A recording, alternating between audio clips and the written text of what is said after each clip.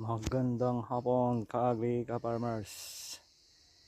Update po tayo ka-agri sa ating zucchini ka-agri. Namumunga na po ang ating zucchini ka-agri.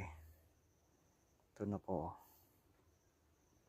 Dami na ang bunga sa ating zucchini.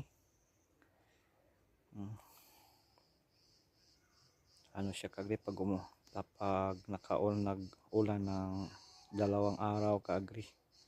Lalo siyang bumubulas ang ating zucchini ka-agri. Tingnan niyo ka-agri. Tingnan niyo. Maganda ang kanyang mga dahon. Berdeng berde ka-agri.